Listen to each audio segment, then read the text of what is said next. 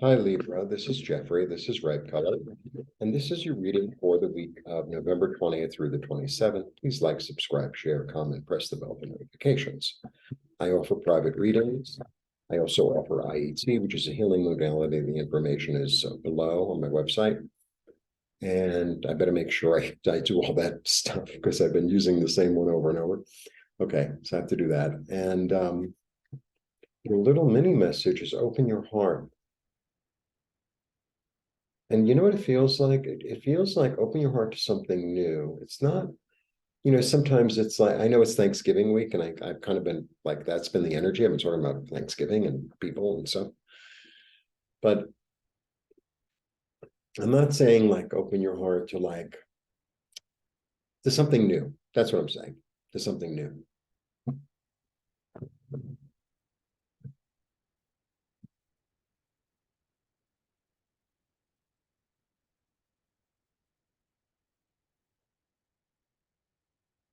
And I purposely said open your heart, like I'm getting more.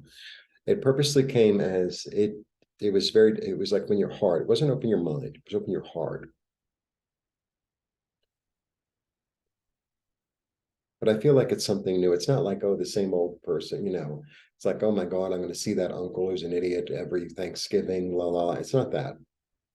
It's like someone new at the party, or some new idea, or some new excitement or something like that. All right. I did all my marketing, 20th through the 27th. I forgot. I don't have a script. I should write a script, but I don't. All right. Yeah. Interesting.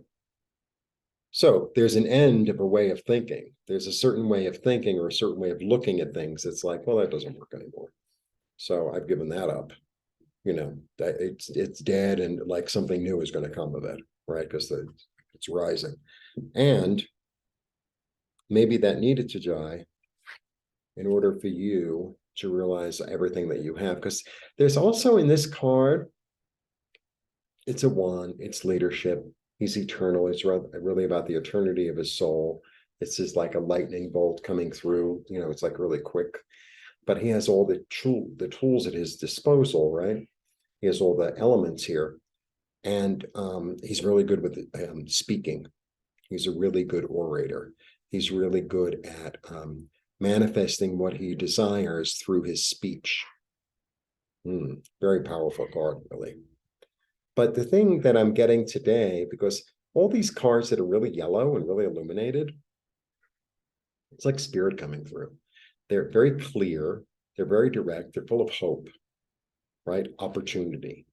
But I feel like it's almost like if you open your heart, like what I said earlier, it's like all of a sudden you're going to realize it's like, I've got a sword, or I've got a cup. And it's like, maybe you always knew you had the cup. It's almost like looking through your toolbox, and it's like, what does this thing do? It's like, oh, I knew I had one of those, and I know how to use it. A little bit like that. It's like, oh, I'm going to utilize something I haven't really used in a long time, or maybe I'm not really comfortable utilizing it, or I happen to have it, but I've never used it, but now I have an opportunity to use it. It's a little bit like that.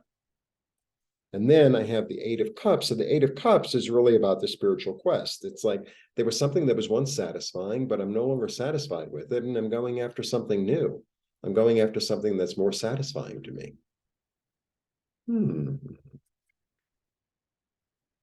It's a little bit, in a way, it's like the story of Buddha. So Buddha, it's really, Mexico City is it's like the most fascinating place I've ever been. So you walk around, and some of the architecture is just so magnificent, right? And it's very green, it's very verdant. But at the same time, within the same block, a lot of times, you'll see some building that, you know, was affected by the earthquake in 86 and is still standing. Like, the facade is standing ish. And there's this beautiful and strange, I don't know, decrepitude, And it's like, and they coexist. They coexist, which makes it really fascinating to me.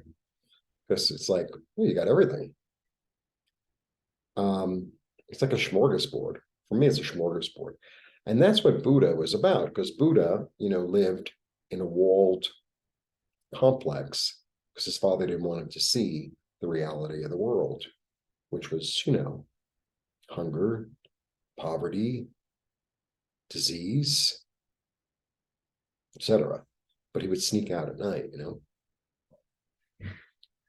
That's what he chose to go to. He chose to go to the abundance. And the abundance means all of it. That's what the abundance means. So, and that's how he became Buddha. Yeah, your way of thinking has completely changed. You're no longer following the lead. You're not following the lead, you're becoming the lead. They all fit. The end of a way of thinking, the leader, off on a new track, changing the way of thinking. There you go. They all fit. Yeah, and the time is now, and I know when to act, and I know how to act, and I'm really passionate about it, right? And I'm really passionate about it. And I'm going to be patient with myself. I'm going to be patient with myself. Let's say there's some sort of class or some sort of skill you want to develop that everyone's like, oh, you can't do that, whatever. And it's like it's just calling you. It's like I don't know why, but all of a sudden I want to ski, and I live at the beach. Make my way up to the mountains. I see snow yonder. It's something like I'm giving a weird example, and I'm going to be patient. Yeah, because this is where the fertility is. This is where the abundance is. This is where the nourishment is. This is where the love is. The garden, the abundant garden, and it's like that's where I'm heading. That's where I'm heading. Because maybe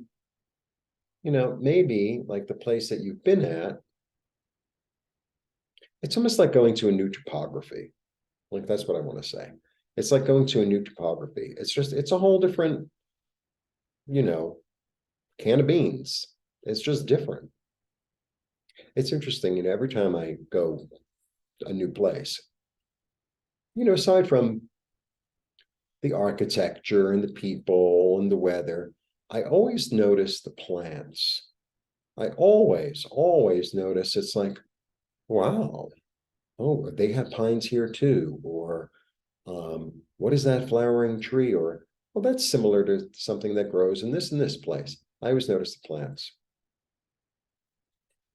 I don't know why I told you that, but I did. All right. And then I have the strength card. The strength card is such a beautiful card. Again, it's look at how much look what we already got here in terms of like, I want to talk about the yellow, right? Boom, boom, boom. And she's wearing a yellow dress. This is like he's leaving by night. This is night. This is like cloudy. This could go either way, but boom, boom, boom. And that's like illumination, positivity, willing to try something new, optimism, spirit, joy. And that's what yellow is. So I have the strength card. So the strength card, okay, it's about union of body and mind, really. It's about union of body and mind. So maybe, and what you've done in the past is you've really taken care of your body, right? Or really taking care of your mind, or really taking care. And now it's time to incorporate more, And to me, this is like the loving energy of the like the feminine aspect of the Godhead coming through and saying to the lion, "You're such a beautiful, lovely lion," and